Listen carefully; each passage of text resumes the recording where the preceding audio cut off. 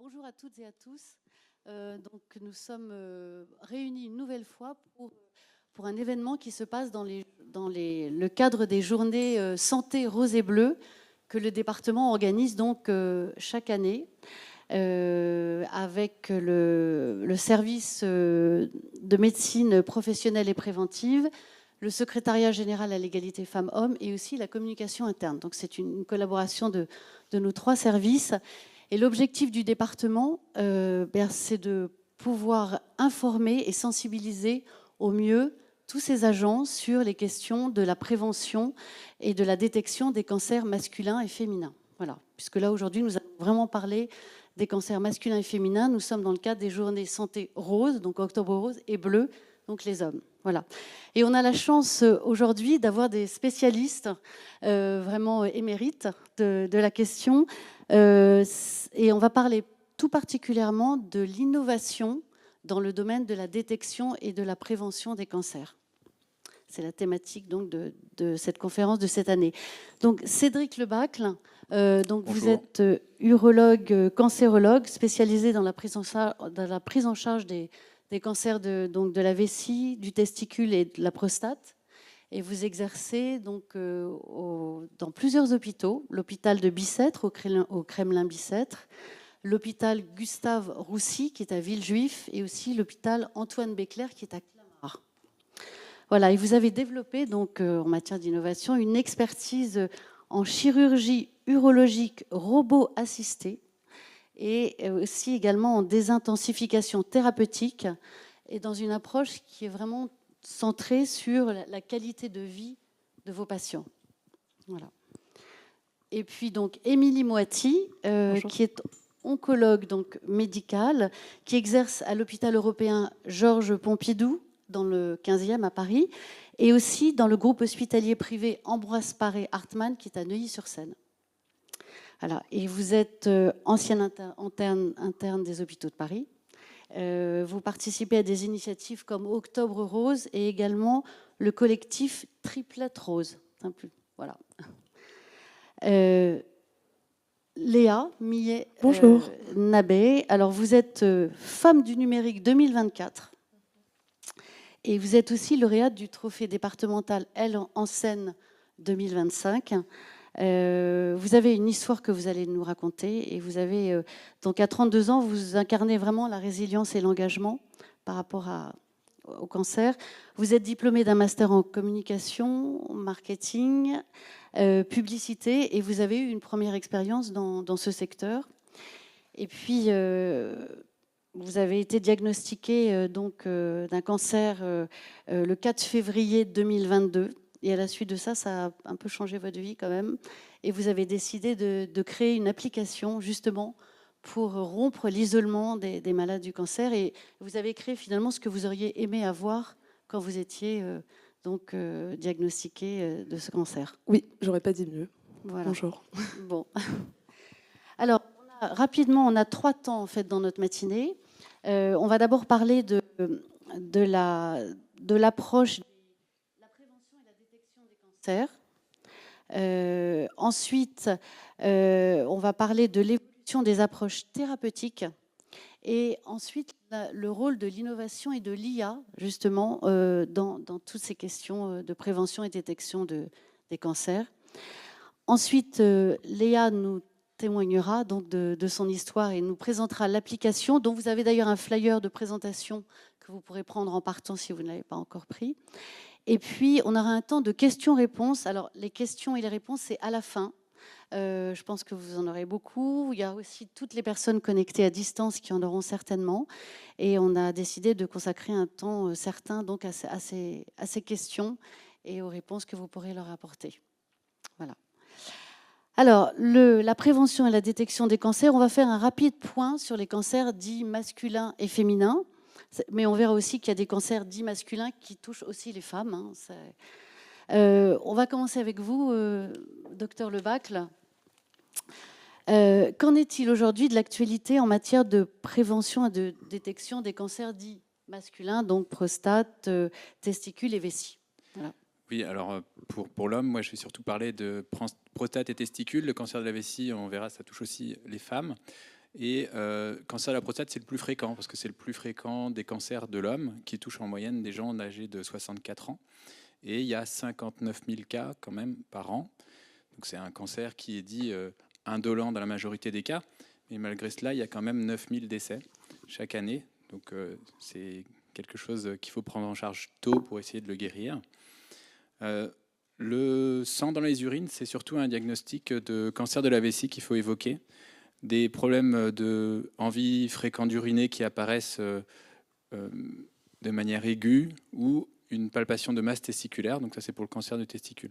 Pour les troubles urinaires, attention au cancer de la vessie. Les cystites qui ne guérissent pas, vous voyez, j'en parlerai après, il faut faire attention à ça.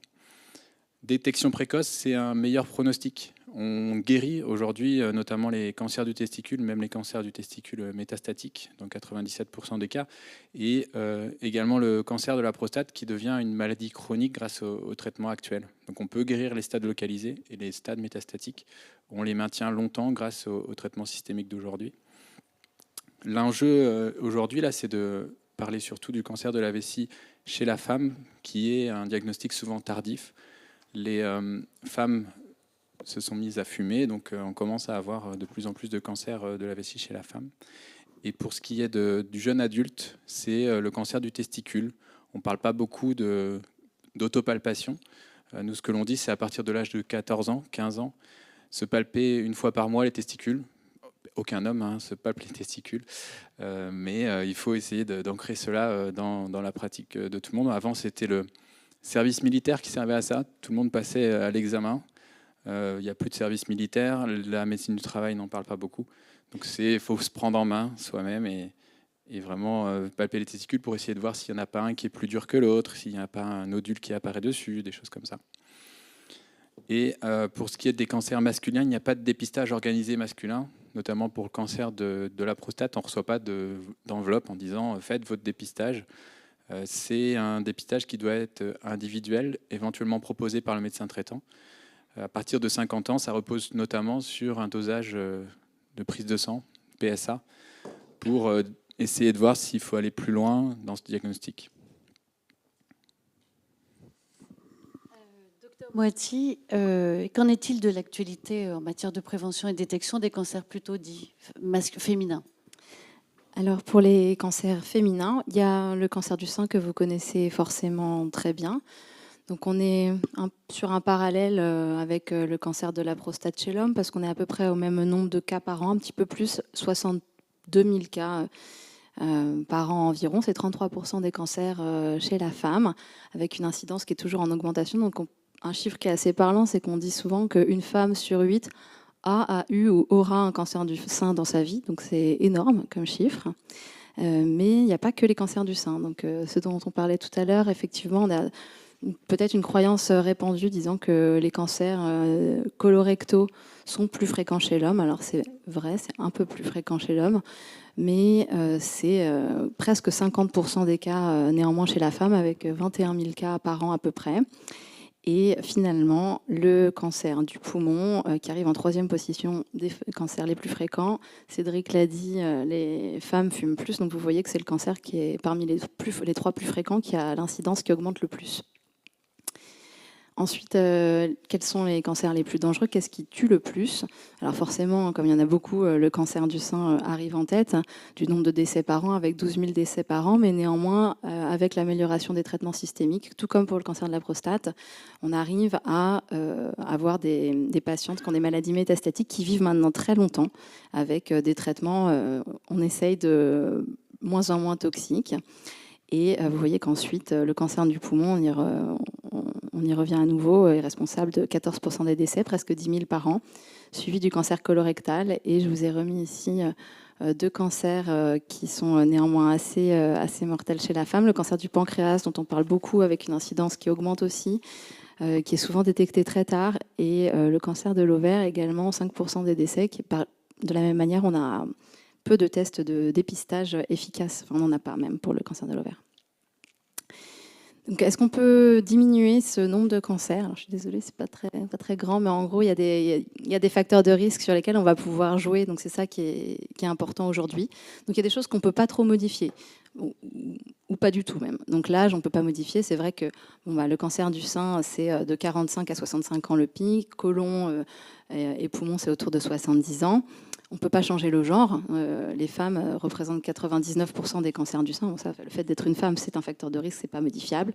Et ensuite, la génétique, on ne peut pas la modifier. Les antécédents personnels non plus. L'histoire hormonale pour la femme, ça, éventuellement, on ne peut pas changer la date des règles ni de la ménopause, mais on peut changer la contraception, des choses comme ça. Donc, on peut jouer un petit peu. Mais les choses sur lesquelles on va pouvoir le plus jouer, et qui pourraient permettre de diminuer beaucoup le nombre de cancers par an. Ce sont essentiellement donc, le mode de vie lié au tabac. Donc le tabac, c'est une grande partie des cancers par an. C'est à peu près 68 000 nouveaux cas par an.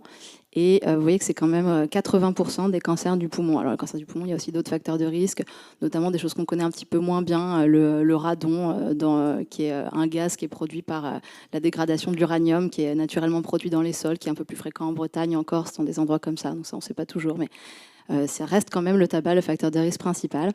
Et ensuite, l'alcool, très important. On parle beaucoup du tabac, on ne parle pas assez de l'alcool, notamment dans le cancer du sein, dans le cancer du côlon. Il y a 13% des cancers du sein qui sont liés à l'alcool et même une consommation dite, on va dire, sociale, peu importante, un verre par-ci, par-là, en fait, augmente le risque de cancer du sein. Et ça, on n'en parle pas beaucoup et c'est important de le savoir. Le tabac joue paradoxalement un peu moins pour le cancer du sein. Ensuite, le surpoids et l'obésité. Donc, c'est aussi des facteurs de risque de cancer du sein, de cancer colorectal, de cancer du poumon également. Et donc, avoir une activité physique adaptée, ça limite le risque de survenue de certains cancers. Et ça a même un effet en prévention secondaire. Ça diminue le risque de récidive des cancers du sein, du côlon. Ça s'est démontré dans des études hyper documentées maintenant. Et pour finir, l'alimentation, on en parle, donc tout ce qui va être alimentation riche en viande rouge, en produits transformés, ça augmente le risque du cancer du côlon, mais pas seulement, vous voyez qu'il y a aussi le poumon. À l'inverse, avoir mangé des fruits, des légumes, alors il faut vraiment manger beaucoup pour que ce soit protecteur, mais bon, voilà, ça peut jouer. Moi, je pourrais ajouter pour le cancer de la prostate, c'est aussi les aliments ultra transformés et les viandes rouges qui peuvent être facteurs de risque de cancer de la prostate. Et pour le cancer du testicule, c'est les polluants éternels, les PFAS ou les PFAS, c'est les revêtements des poêles anti-adhésives et qu'est-ce que je voulais dire pour le cancer du testicule aussi? C'est les autres perturbateurs endocriniens aussi. Endocrinien aussi pour le cancer du sein, évidemment, et un cancer dont on parle de plus en plus, le cancer du pancréas. Vous avez sûrement entendu parler, on a beaucoup parlé du cadmium récemment, qui est un métal lourd, qui est présent naturellement dans certains produits. Alors c'est présent dans les champignons, dans les algues, dans le chocolat, on en a beaucoup parlé. Et en fait, aussi dans les céréales, enfin, quand on regarde, il y en a partout, mais avec des concentrations assez différentes. Et en fait, on se rend compte aujourd'hui que très probablement, des cancers du pancréas. Ça expliquerait peut-être pourquoi il y a cette incidence qui augmente. Alors, c'est aussi le cancer du pancréas, c'est aussi le tabac. Mais voilà, il y a des choses qu'on ne connaît pas et on ne comprend pas pas bien pourquoi il y a une incidence qui augmente, notamment chez les femmes assez jeunes.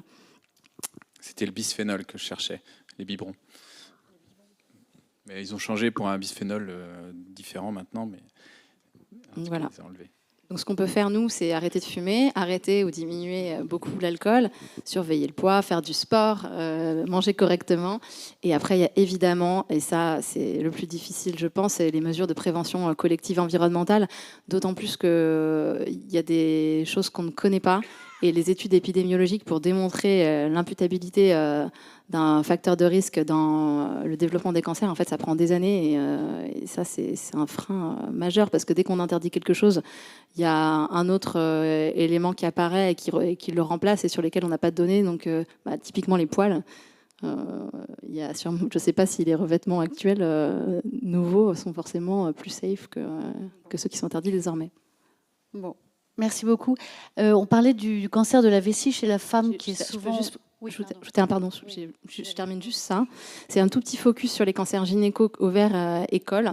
Le cancer de l'ovaire, ça se dépiste très mal. Mais juste un petit mot, parce que c'est hyper important, je pense, ça. C'est la prévention du cancer du col de l'utérus, qui est essentiellement lié au papillomavirus humain. Il y a d'autres facteurs de risque, mais bon, c'est l'infection HPV qui est principalement responsable. Et il y a 90% des cancers du col qui seraient évitables par le dépistage et la vaccination prévient également cette survenue.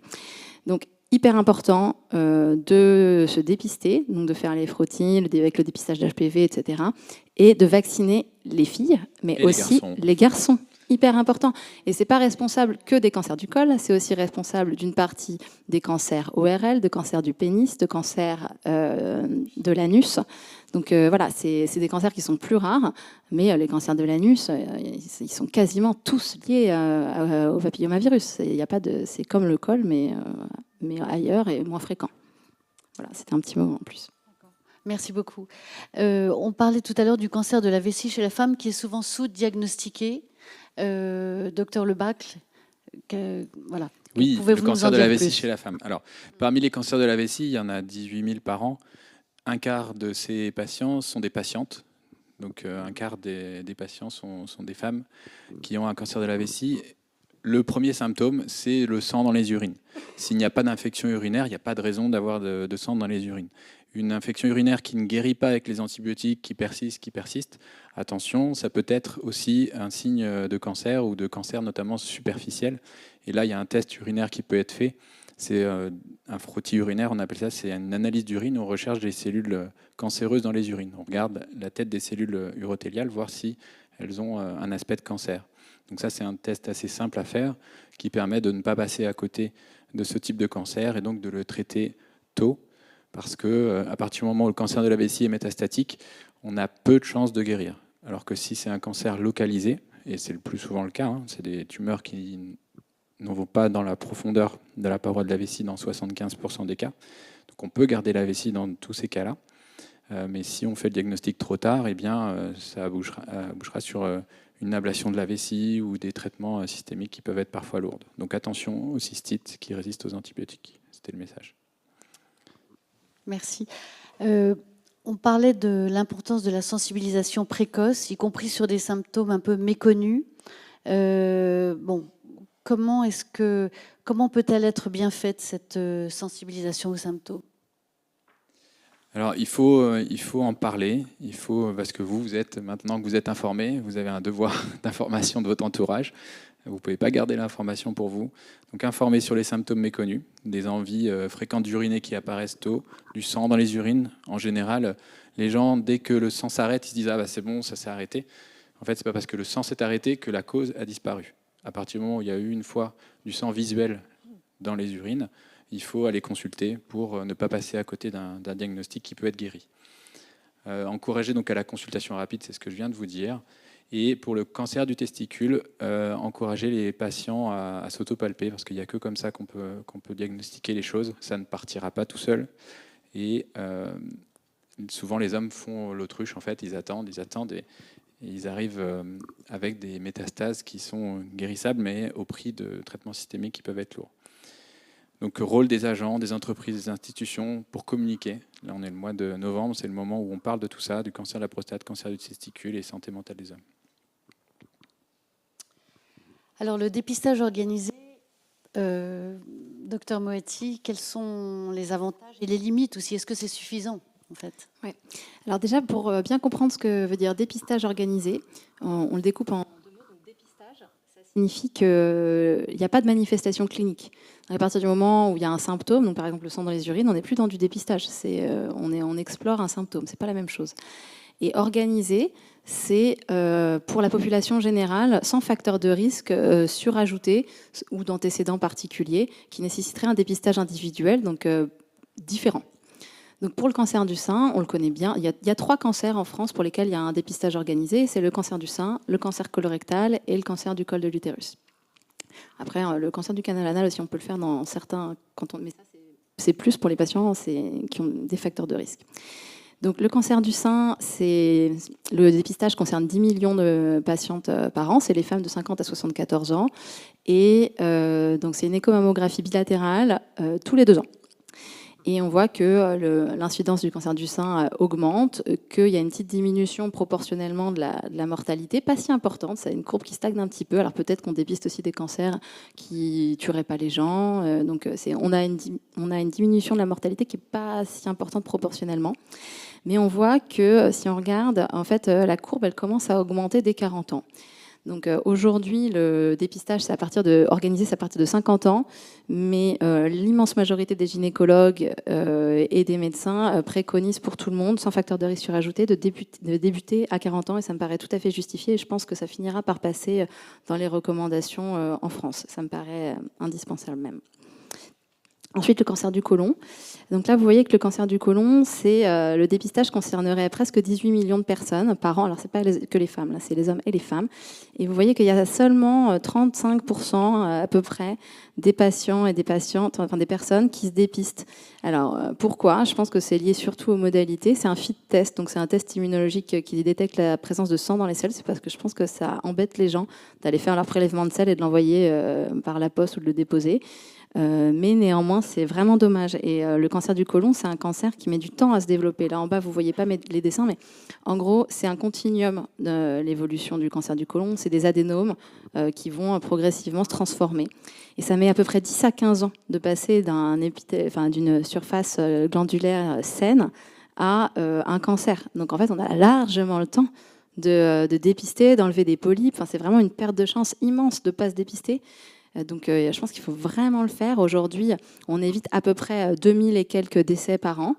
On a 35% de dépistage en France. Un test, on considère que de dépistage qu'il est bien suivi, quand on est à peu près 65% de la population ciblée qui se dépiste, ça permettrait d'éviter plus de 6000 décès par an. Donc on est en retard, et bien en retard par rapport aux autres pays d'Europe. Enfin, le cancer du col de l'utérus, donc on en a un petit peu parlé. C'est un frottis à des âges qui sont maintenant prédéterminés. Et un peu plus tard, on recherche la présence du papillomavirus humain. Et là aussi, on est en retard, notamment, alors pas dans le dépistage, mais plus dans la vaccination. À nouveau, j'insiste, il faut vraiment augmenter la couverture vaccinale pour les garçons et les filles. Et même les vaccins de rattrapage, en réalité, pourquoi pas ? Franchement, c'est dommage de ne pas le faire. Merci.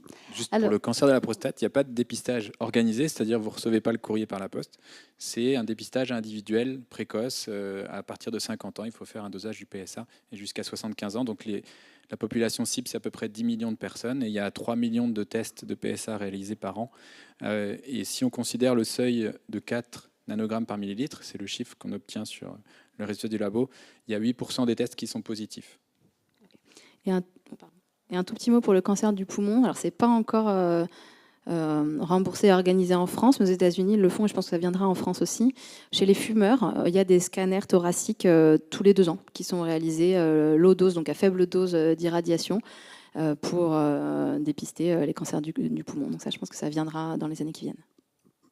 Merci. On va aborder la question de l'évolution des approches thérapeutiques. Docteur Lebacle, vous avez développé donc une expertise en chirurgie urologique robot-assistée et en désintensification thérapeutique dans une approche donc centrée sur la qualité de vie des patients. Qu'est-ce que vous constatez en termes d'approche, d'évolution des approches thérapeutiques des cancers urologiques ? Oui, alors pourquoi les gens ne font pas de dépistage du cancer de la prostate ? C'est parce qu'à une époque, il y a eu beaucoup de surtraitement. C'est-à-dire qu'on allait opérer ou faire des traitements par radiothérapie à des patients qui n'allaient pas mourir du cancer de la prostate. Il y a une étude européenne qui vient de sortir qui a montré qu'il y avait un bénéfice à réaliser ce dépistage, ce diagnostic précoce, à 10 ans. Donc ça veut dire que les patients qui ont au moins de 10 ans d'espérance de vie, il y a un bénéfice à diagnostiquer précocement le cancer de la prostate pour les guérir afin qu'ils ne meurent pas de ce cancer. Et ce dépistage, avec le dosage du PSA, permet de diminuer la mortalité de 13%. Donc il y a un vrai bénéfice à réaliser ce test. Et pourquoi il faut le faire ? Parce que finalement, même avec un diagnostic de cancer, il y a 30% des gens pour lesquels on va dire c'est un cancer qui ne va pas être responsable de votre décès, et donc on fait une surveillance active. C'est-à-dire qu'on va continuer à surveiller le dosage du PSA 2 fois par an et faire une IRM chaque année pour voir si la zone du cancer se modifie, et si là, il faut refaire des biopsies pour voir si l'agressivité du cancer a été modifiée. Et il y a un patient sur 2 dans les 5 ans qui va finalement être traité. Ça veut dire qu'il y en a 1 sur 2 qui ne sera jamais traité. Alors la robotique, ça fait très marketing, mais ça permet aussi pour les patients d'avoir moins de saignements, de récupérer plus vite. Les séjours maintenant d'hospitalisation durent une nuit. En fait, ils sont opérés le matin, ils ressortent le lendemain, avec donc des vitesses de récupération qui sont beaucoup mieux qu'avec la chirurgie par voie ouverte qui était réalisée avant. Il y a moins de saignements, moins de transfusions. Et pour ce qui est des conséquences fonctionnelles, quand on opère la prostate, il peut y avoir des problèmes de fuite urinaire, et donc il y a beaucoup moins de fuite urinaire avec la chirurgie robot-assistée. On voit les nerfs en fait, et on les écarte plutôt que d'aller les couper.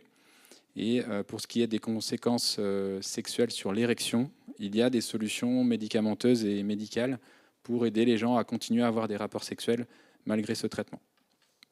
Et puis pour ce qui est des cancers de la vessie, on a introduit maintenant la surveillance active aussi, c'est-à-dire des polypes de vessie, qui sont toujours des cancers, mais qui sont parfois des cancers de faible risque. On peut se permettre de les surveiller pendant plusieurs mois pour aller faire une résection endoscopique, un traitement endoscopique, qu'une fois par an, pour les patients qui sont connus pour avoir des tumeurs de faible risque. De la même manière, pour les nodules testiculaires, il y a des tumeurs bénignes où on peut se permettre aussi de surveiller et de ne pas enlever la totalité du testicule. On peut aussi faire une orchidectomie partielle, c'est enlever que la zone tumorale du testicule. Donc, vous voyez, il y a plein d'approches nouvelles qui permettent d'éviter des traitements lourds pour ces patients s'ils consultent tôt. Pour le cancer de la vessie, là qui est plus grave, qui infiltre le muscle, normalement c'est ablation de la vessie, mais maintenant il y a de plus en plus de gens qui sont traités par radio, chimiothérapie afin de garder la vessie. Donc tout ça, on l'explique aux patients, ils participent à la décision, on en discute en réunion de concertation pluridisciplinaire pour proposer le meilleur traitement et éviter des surtraitements aux patients. Et vous, docteur Moetti, est-ce que vous constatez une évolution en fait vers une prise en charge plus personnalisée des cancers ? Alors oui, déjà juste pour reprendre un petit peu les bases, il y a plusieurs types de traitements dans le cancer, pour les cancers. Il y a tout un arsenal thérapeutique qui va traiter localement. Donc ça va être la chirurgie, un cancer du sein, on enlève la tumeur. On peut compléter localement par de la radiothérapie, qui peut être éventuellement utilisée aussi sur des métastases, mais tout ça, ça va viser spécifiquement des zones précises. De la radiologie interventionnelle également, mais tout ça, c'est des traitements locaux. Après, dans les cancers en général, il y a également des traitements qui vont partout dans le corps pour traiter et la maladie, une tumeur visible, mais également éventuellement des micrométastases, des cellules qui circulent, des choses qu'on ne voit pas. Donc ça, c'est la chimiothérapie. Le principe de la chimiothérapie, pour ceux qui ne savent pas, c'est un toxique direct, en fait. Dans l'immense majorité des cas, ça cible directement l'ADN des cellules tumorales. Bon, comme ça, c'est pas un traitement ciblé, également l'ADN des cellules saines. Malheureusement, c'est pour ça qu'il y a tous ces effets secondaires souvent. Pas toutes les cellules, heureusement. Celles qui se renouvellent rapidement, essentiellement. Et on a développé progressivement ce qu'on appelle des thérapies ciblées. Alors j'ai mis l'hormonothérapie ici aussi parce que c'est pas ce qu'on appelle les thérapies ciblées dans le jargon médical, mais ça reste ciblé parce que ça va viser, je vous ai mis un exemple après, mais seulement les tumeurs, les cellules qui expriment les récepteurs aux hormones. Et le principe de la thérapie ciblée, alors que ce soit administré par voie intraveineuse ou par comprimé, c'est d'aller cibler une molécule en surface ou à l'intérieur d'une cellule cancéreuse spécifique et idéalement qui ne serait exprimée que par la tumeur.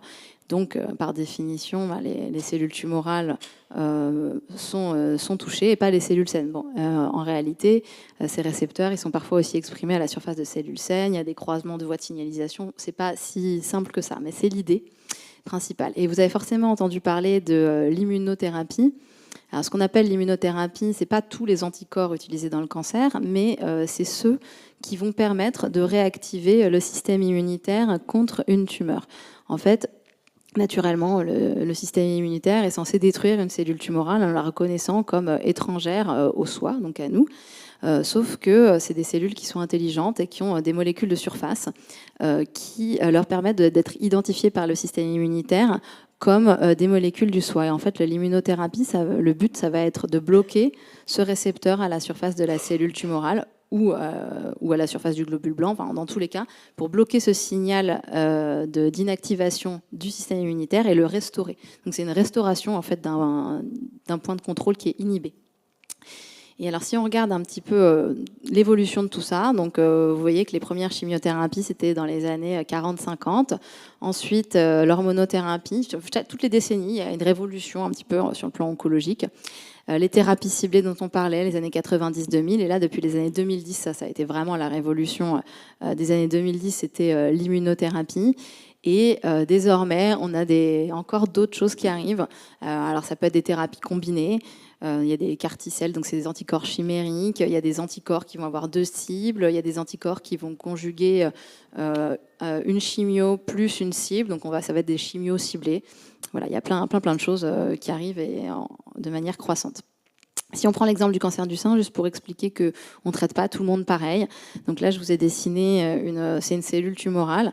Donc les cancers du sein, ils sont divisés classiquement en 3 grandes catégories. Ceux qu'on appelle les tumeurs luminales ou hormonodépendantes, c'est 75% des cancers du sein. C'est ceux qui vont exprimer à leur surface des récepteurs aux œstrogènes et à la progestérone, que c'est des petits récepteurs que j'ai mis en violet sur le dessin.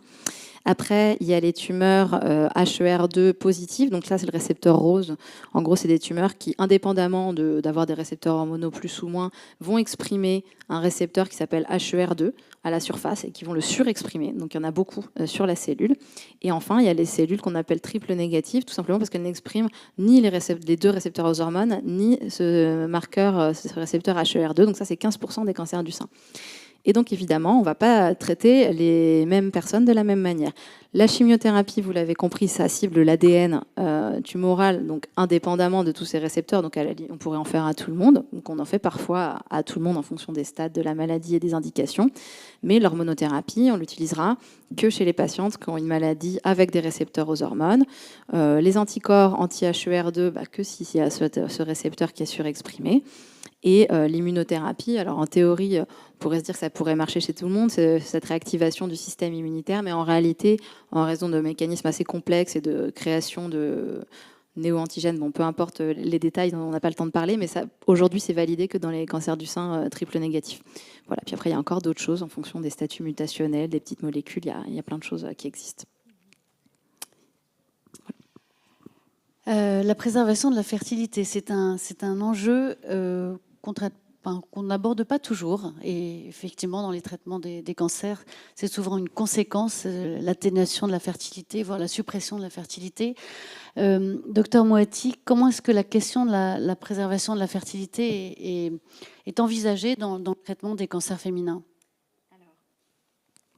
Donc c'est effectivement un enjeu qui est super pertinent. Pourquoi ? Il y a une augmentation, ça c'est aussi bien chez l'homme que chez la femme, une augmentation des cancers chez les jeunes adultes. Si on améliore les traitements, comme on en a un petit peu parlé, on améliore le pronostic des gens, on améliore leur survie, et donc la fertilité, ça devient forcément un enjeu.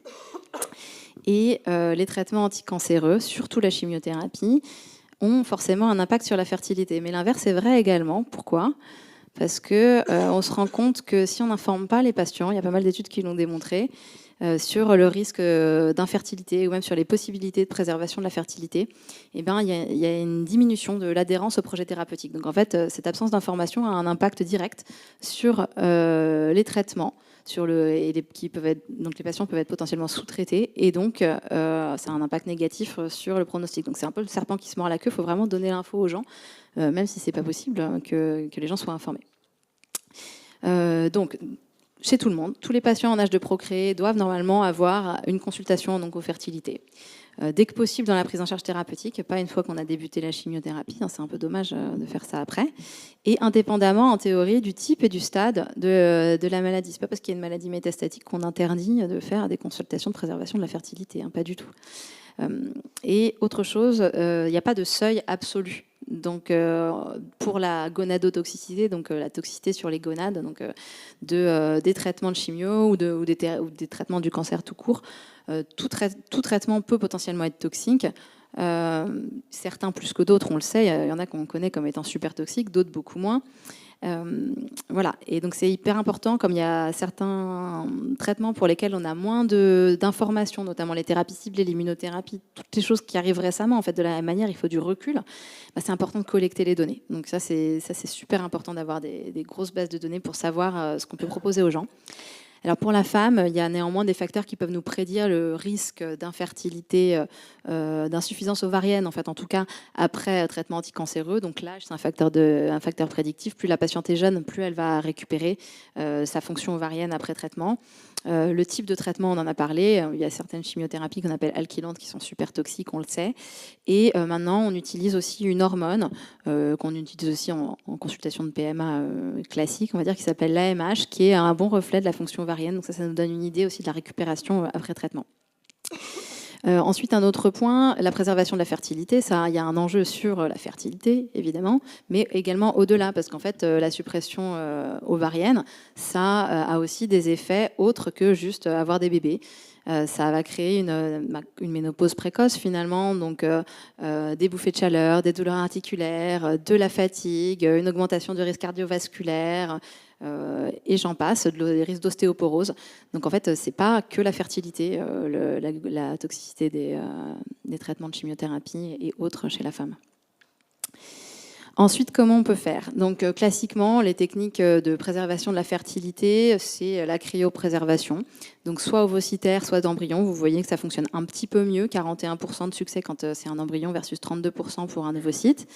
Que les chances de grossesse après cancer, ça dépend du moment de l'âge au diagnostic et au moment de la procédure de préservation. Et encore une fois, plus on vieillit, moins ça fonctionne bien. Il y a une vraie chute de la fertilité après 35 ans et vraiment c'est drastique après 40 ans. Donc c'est vrai qu'on fait rarement de la préservation après 40 ans en oncologie, mais les consultations sont quand même proposées et si la patiente le souhaite, ça peut quand même être fait. Si on regarde tout venant, entre les patientes qui bénéficient d'une préservation de la fertilité et celles qui n'en bénéficient pas, les chances de grossesse sont multipliées par 2 quand il y a une préservation en amont. Et si on regarde tout le monde, chez les patientes qui ont un cancer, après cancer, elles ont à peu près moins 35%, 35% de diminution de chances de grossesse par rapport à une population du même âge. Et si on prend le cancer du sein plus spécifiquement, qui concerne beaucoup de gens, c'est à peu près 40%. Donc, est-ce que c'est safe après ça? Parce que est-ce qu'on peut le faire? Est-ce que ça fonctionne? Oui. Est-ce qu'on peut le faire en sécurité? Globalement, maintenant, on a pas mal de données qui nous montrent que pour les patientes, oui, on peut le faire. Il y a beaucoup de données. On peut faire de la préservation. On peut avoir un bébé après un cancer. On peut même, chez les patientes qui ont de l'hormonothérapie, interrompre transitoirement l'hormonothérapie pour une grossesse. Si jamais une patiente, je ne sais pas, qui a 37 ans au moment de son cancer et qu'elle est un peu limite en termes de fertilité, c'est possible.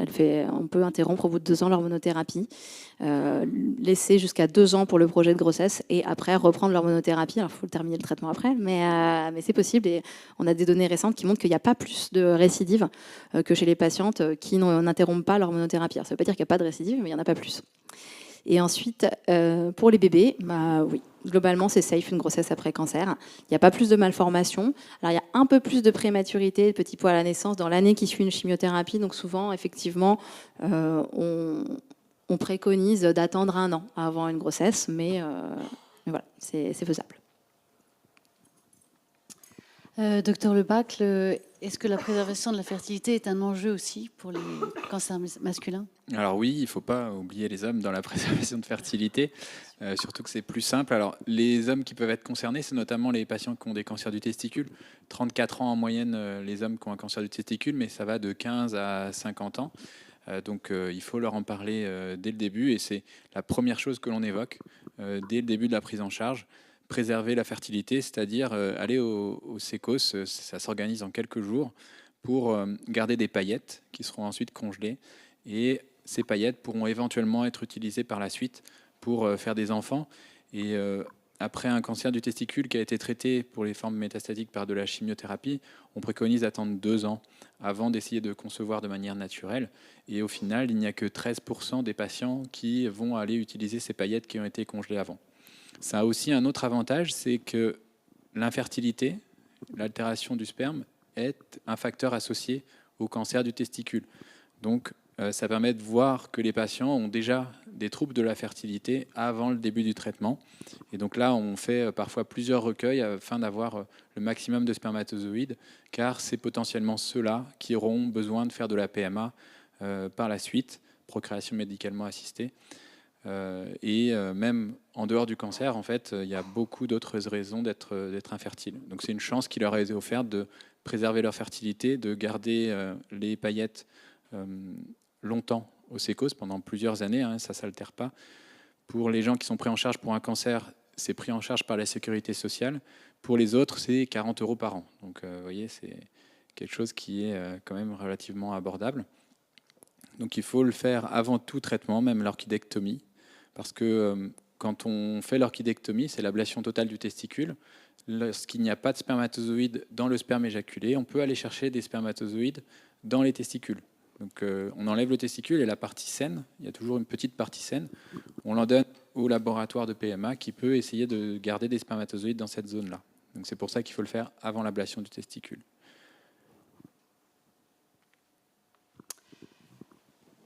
Nous allons aborder, on rentre au cœur de notre thématique, l'innovation et donc l'intelligence artificielle, même s'il y a déjà, on voit dans le temps beaucoup d'innovation et d'évolution en fait dans la progression des détections et des cancers et de la prévention. Docteur Lebac, l'intelligence artificielle joue-t-elle un rôle aujourd'hui dans le parcours de soins? Alors on était obligé d'en parler parce que c'est un sujet d'actualité. Mais est-ce qu'on a beaucoup de choses à dire? Pas encore. Même si c'est quelque chose que l'on peut utiliser dans la télésurveillance, de plus en plus de pathologies, notamment en oncologie, sont surveillées à distance pour la tolérance des traitements, accompagner les patients, leur apporter des réponses.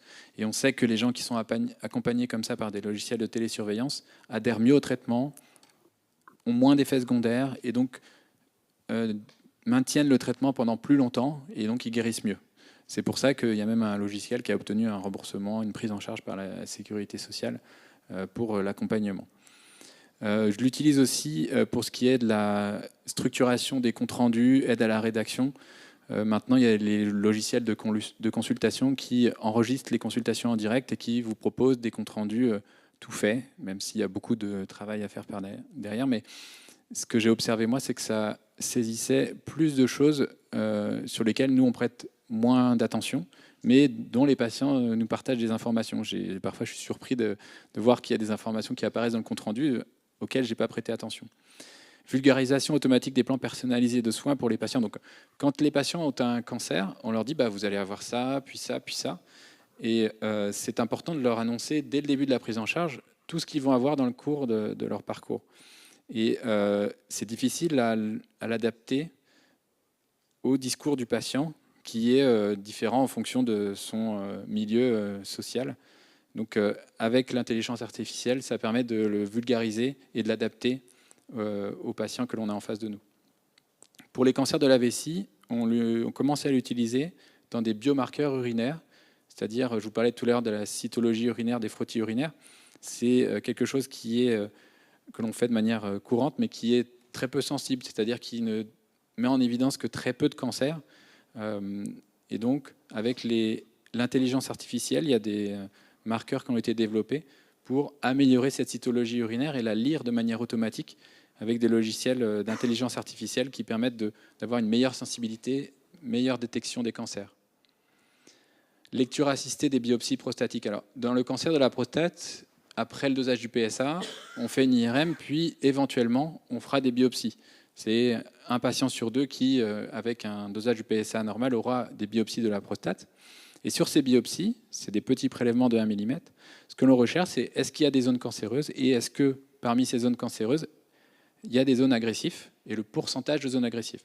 C'était des chiffres qui étaient donnés de manière subjective par le médecin anatomopathologiste et c'est des seuils qui sont très stricts, c'est-à-dire que pour la surveillance des cancers, on va jusqu'à 5% de grade 4.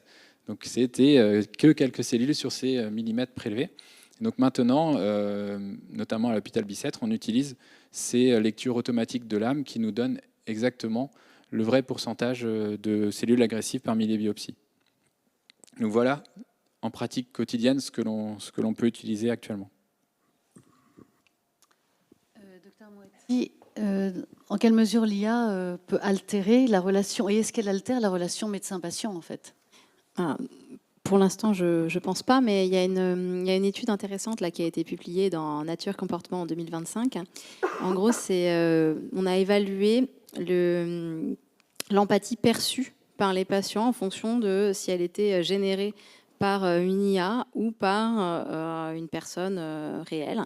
Et en fait, on se rend compte que même si l'IA peut avoir de l'empathie, en fait, ça dégrade la perception de l'empathie perçue donc, par les patients. Mais ce qui est également intéressant, c'est que ça dégrade également la perception perçue par les patients si on sait que la réaction du médecin physique a été aidée ou influencée par cette IA. Donc il y a vraiment une méfiance aujourd'hui, en fait, notamment vis-à-vis de ça, pour les patients, vis-à-vis d'une empathie générée par l'IA. Moi, je trouve ça globalement assez rassurant. Mais voilà, donc je pense que finalement, c'est pas tellement. Je pense pas que ça puisse remplacer complètement le médecin et notamment le contact humain et l'empathie. Je pense pas qu'on puisse la remplacer, ou en tout cas, il ne faudrait pas que le ou la patiente soit informé manifestement du fait qu'il y a une IA derrière tout ça. Néanmoins, c'est évident que ça va être un outil majeur dans les années à venir. Il y a les biopsies, donc on parle de l'urologie, mais c'est vrai dans toutes les localisations, en scénologie aussi, dans le cancer du sein. La lecture des biopsies, oui. En radiologie aussi, il y a maintenant des radiologues qui cèdent en fait, les comptes rendus sont tout faits par une IA. Eux, ils passent derrière. Donc, il y a tout ce truc de double lecture, finalement, qui peut être... Le travail peut être pré-mâché par une IA. Mais il y a également... et ça, c'est ce qui est le plus intéressant, finalement, mais le plus difficile à standardiser, c'est le développement de l'IA par elle-même, de techniques pour classer les cancers, par exemple. Un peu de la même manière que que l'IA a appris à battre les humains aux échecs, initialement en imitant des parties faites par les humains, en fait, en les apprenant par cœur, etc., et en reproduisant la technique de jeu des humains. Mais là où elle a été la plus performante, en fait, c'est quand on a eu des machines suffisamment puissantes pour juste leur donner les règles. Et elles ont finalement développé une technique de jeu qui leur est propre et que nous, on n'arrive même pas vraiment à comprendre. Il y a même des grands spécialistes d'échecs aujourd'hui qui disent « Ah ben non, mais en fait, elle perd des pions exprès parce que d'après, elle définit l'espace différemment. » En fait, là où elle est la plus forte, c'est quand elle apprend par elle-même. Et donc, probablement qu'on va y arriver aussi, mais ça nécessite beaucoup de standardisation et beaucoup de contrôle externe. Mais on va sûrement développer des choses assez intéressantes. Ça a été développé pour le cancer de la prostate. Parce que les cancers de la prostate agressifs, on les traite par radio-hormonothérapie.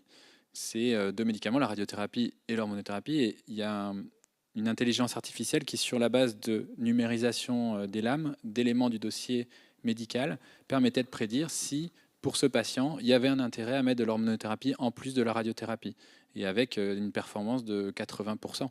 Mais c'est une boîte noire, en fait. On ne sait pas exactement ce que l'intelligence artificielle regarde, des choses que nous, on ne voit pas, mais sur des échantillons de beaucoup de lames, elle a permis de prédire s'il fallait mettre de l'hormonothérapie avec. En scénologie aussi, en cancer du sein aussi, il y a des choses comme ça.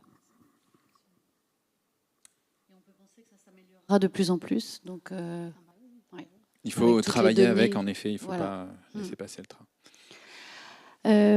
Justement, docteur Lebac, quelles sont les limites de l'IA aujourd'hui en matière de santé? Il y a un rapport qui est sorti, enfin que la Haute Autorité de Santé a publié le 23 octobre, je crois, sur le sujet.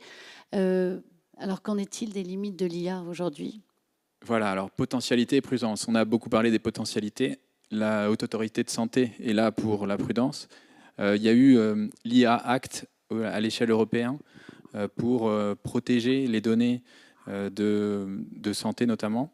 Mais là, la Haute Autorité de Santé en France, donc le 23 octobre 2025, a publié ce guide qui rappelle que l'intelligence artificielle générative, donc c'est celle qu'on utilise aujourd'hui avec les LLM, a des risques d'erreur, d'hallucination, des biais.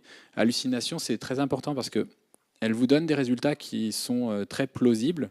Et donc, si vous n'êtes pas expert de la pathologie, il faut absolument le vérifier parce que elle vous fait croire que c'est la réalité. Elle vous met même de noms de revues avec des articles, mais qui n'existent pas. Donc il faut vérifier les choses.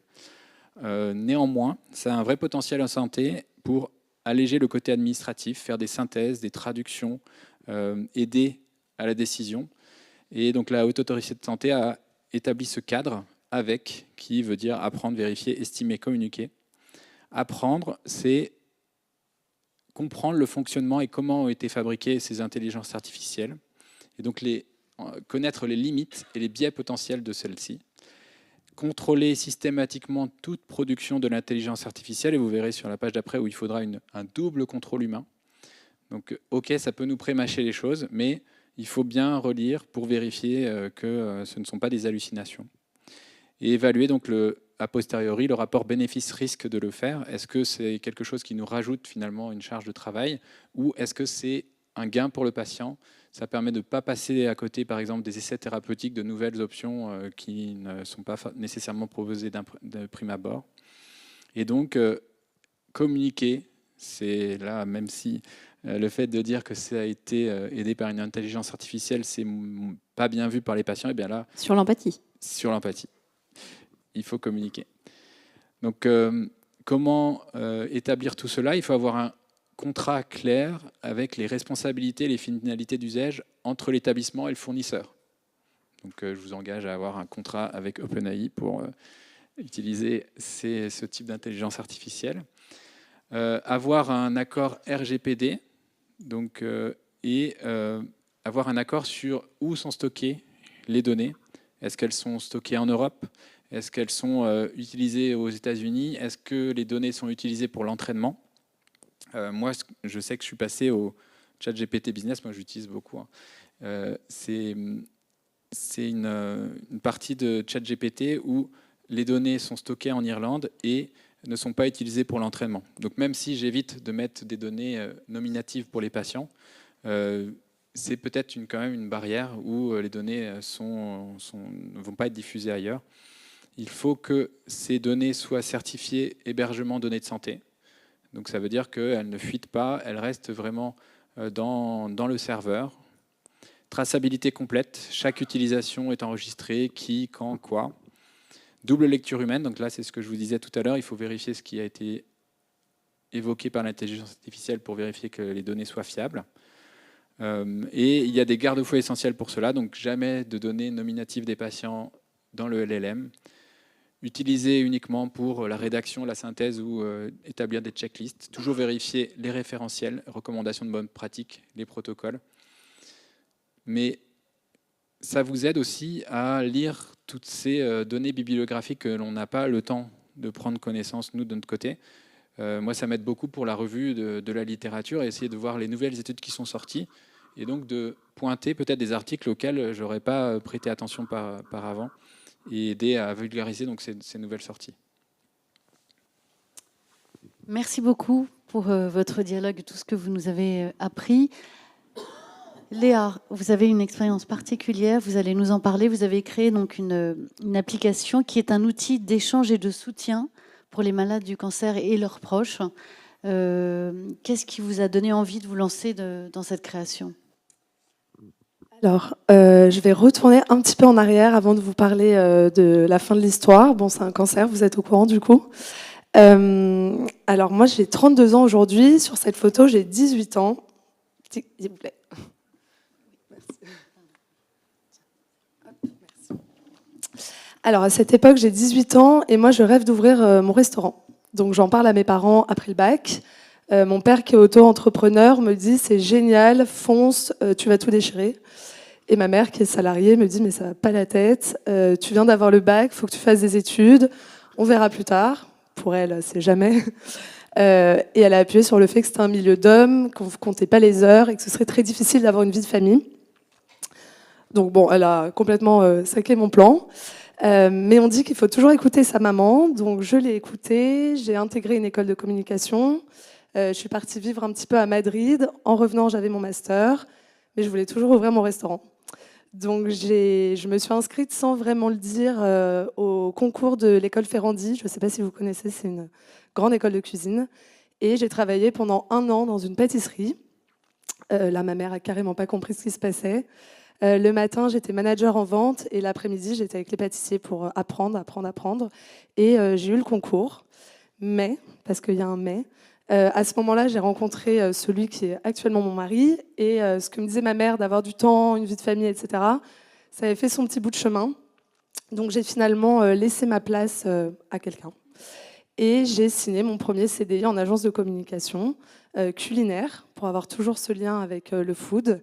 Et j'étais chef de projet, je ne sais pas s'il y en a d'entre vous qui le sont, mais on est un peu le couteau suisse dans l'entreprise. Il faut tout planifier, tout organiser, tout gérer. Il faut être un robot. Alors au début, j'adorais ça. Et puis après, un petit peu moins. Donc en parallèle, je voulais toujours devenir auto-entrepreneur. Donc j'ai testé beaucoup de choses, beaucoup trop de choses. Un petit exemple, je me suis mise à faire et à vendre des dessous de verre en macramé. Voilà, venu de nulle part. Ensuite, j'ai vendu des terrariums pendant un temps. Et ensuite, j'ai fait tout un business plan. Ça m'a pris des mois pour lancer un concept en pâtisserie que j'ai abandonné, mais je l'ai toujours en tête, on ne sait pas. Et je me suis dit, en fait, le problème, c'est peut-être juste l'agence où t'es. Donc, j'ai changé d'agence. Et c'était toujours pareil, en fait. Je me reconnaissais pas là-dedans. Et je voulais toujours être auto-entrepreneur sans savoir toujours ce que je voulais faire. Donc j'ai changé d'agence et ça allait pas, comme je vous l'ai dit. Mais avec mon mari, on voulait acheter un appartement. Et du coup, c'est quand même plus simple quand on a un CDI. Donc je lui ai dit, écoute, on achète un appartement et ensuite je quitte mon CDI. On a eu l'appartement. Et après, projet bébé. Donc je lui ai dit, c'est toujours pas le moment de quitter mon CDI. Donc je lui ai dit, je vais prendre sur moi, je suis plus à quelques mois près, on fait ce bébé et je quitte l'agence de communication. Et en fait, quelques mois, ça s'est transformé en 2 ans. Et on m'a annoncé que je ne pourrais pas avoir d'enfant naturellement et qu'il fallait démarrer un parcours PMA. Vous en parliez tout à l'heure. Donc là, le travail, vraiment, ça m'importait plus du tout. Mais il fallait quand même que je garde mon CDI. Et en fait, la vie fait bien les choses. Je suis tombée enceinte naturellement. J'ai fait le test de grossesse la semaine où je devais commencer les injections. Et donc là, j'ai dit à mon mari, pour le coup, j'accouche. Je reste 3 mois avec notre enfant et après je demande une rupture conventionnelle. Je pars parce que je commençais à devenir super aigrie en plus et sans savoir quoi faire, mais juste pour me poser un petit peu sur mon projet. Donc notre fille est née et j'ai commencé à tousser à ce moment-là. Donc le premier mois, je toussais tous les jours, mais un petit peu. J'ai pas vraiment écouté ces signaux. Je commençais à avoir des bouffées de chaleur. J'avais pris que 4 kilos pendant la grossesse. En fait, j'ai mis tout ça sur la chute d'hormones. Aux 2 mois de ma fille, on a dû aller voir un médecin généraliste pour son suivi. Je lui en ai parlé et il m'a dit le test Covid est négatif. On est en décembre. Il fait froid, ça va passer. Bon, ok. Ma mère est pharmacienne, donc j'ai testé, je pense, tous les sirops de sa pharmacie, tous les comprimés, tout, et ça passait pas. Et entre les 2 et 3 mois de ma fille, je pouvais plus du tout terminer de phrase, juste de dire bonjour Léa, je toussais, dès que je m'asseyais, que je me levais, que je marchais un petit peu vite. Et en fait, au début, mon entourage me disait juste bon, soigne-toi, tu nous saoules avec ta toux. C'est vrai que c'était hyper chiant. Et après, en fait, il s'échangeait des regards que je voyais très bien, un peu inquiet, en se disant il y a quelque chose qui ne va pas. Et j'avais un rendez-vous pour les 3 mois de ma fille le 3 février. Et une amie, la veille, m'a dit, tu demandes une radio du thorax. Et je lui ai dit, mais tu me fais super peur, là. Et elle m'a dit, peut-être, il y aura sûrement rien, mais là, c'est pas possible, tu peux plus parler, tu reprends le travail dans 2 jours. Je reprenais le 5 février. Donc, je suis allée voir le médecin qui m'a dit, mais non, ça va passer. Et je lui ai dit, bon, faites-moi juste la radio du thorax, comme ça, on n'en parle plus. Mes proches arrêtent de m'en parler. Et je retourne au travail, l'esprit tranquille, avec les bons médicaments. Donc j'ai fait cette radio du thorax le 4 février au matin. J'ai attendu dans la salle d'attente, comme pendant toute la grossesse, chaque examen, de retirer ma petite carte de sécu. Et en fait, un médecin est venu et m'a dit « Venez dans mon bureau ». On a détecté une masse d'environ 10 cm au niveau du poumon. Donc à ce moment-là, moi, j'ai vraiment pas compris du tout ce qu'il me disait. Je lui ai dit juste à mon mari, par texto, trop bien, ils ont trouvé ce que j'avais, je vais avoir les bons médicaments et je pourrai reprendre le travail demain tranquillement. Et ensuite, il m'a dit, il faut que vous fassiez un scanner en urgence. Et j'ai eu un peu de chance dans mon malheur, c'est que je devais vérifier mon appendice le 4 février après-midi parce que j'avais des soucis au niveau de l'appendice. Et du coup, ils ont appelé le centre en demandant à ce que ce soit un scanner thoracique. Et là, pareil, le médecin est venu me chercher. Il m'a dit, vous avez une grosse masse, il va falloir être suivi dans un établissement spécialisé. J'ai toujours pas compris. Donc, je pense que c'était un peu du déni aussi, mais ils n'ont pas posé les mots, en fait. Donc, moi, je venais juste pour une toux et pour que mes proches arrêtent de m'en parler. Du coup, je suis allée voir l'après-midi mon médecin généraliste, qui est dans mon immeuble, donc je ne lui ai pas trop laissé le choix, en lui disant, déjà, il y avait bien quelque chose, et qu'est-ce que c'est ? Et il m'a dit, on est vendredi, je pense savoir ce que c'est, mais je n'ai pas envie de vous inquiéter. Autant vous dire que j'ai passé une très bonne soirée. C'est toujours mon médecin généraliste, d'ailleurs. Et il m'a dit, il faut absolument que vous alliez voir un hématologue. Donc moi, j'ai toujours pas fait de lien. En fait, je me suis dit, bon, je vais aller voir un hématologue. Ma meilleure amie s'est connectée sur Doctolib et m'a dit, je t'ai trouvé un rendez-vous demain dans une clinique dans le 16e. T'y vas. Donc le médecin m'a appelé vers 19h pour avoir les premiers résultats scanner et radio. Et il m'a dit, je vous envoie une liste de prises de sang à faire pour demain matin. J'ai jamais vu ça de ma vie tellement il y en avait. Je savais même pas que j'avais autant de sang en moi. Et il m'a rappelé vers 22h30 et il m'a dit, par contre, il faut que vous veniez accompagner. Donc je lui ai dit, je viendrai avec mon mari et ma fille, il n'y a pas de souci. Il m'a dit, non, pas avec votre fille, enfin, ça ne sert à rien de l'emmener dans ce genre d'endroit. Donc j'ai appelé mon père qui m'a dit, je vais t'accompagner. Et je lui ai dit, non, mais il n'y a pas de souci, en vrai, ça va aller, je peux gérer toute seule. Il m'a dit, Léa, là, il faut que tu ouvres les yeux. Il me l'a dit comme ça, il m'a dit, ça pue la merde. Là. Donc on va y aller ensemble. Et donc le lendemain matin, 10h, j'étais à cette clinique. Et le médecin m'annonçait que c'était un cancer, à un stade, on l'a su après, mais un stade très avancé, que je traînais, je pense, depuis des années, maintenant que je repense aux symptômes pendant la grossesse.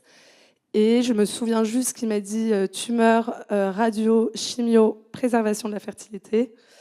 Alors moi, je venais d'accoucher il y a 3 mois et on me demandait déjà si je voulais un deuxième bébé alors qu'on venait de m'annoncer que j'avais un cancer. Donc je ne savais pas trop, mais je me disais, autant mettre toutes les chances de mon côté. Et donc j'ai commencé la préservation de la fertilité, je crois, 2 jours après.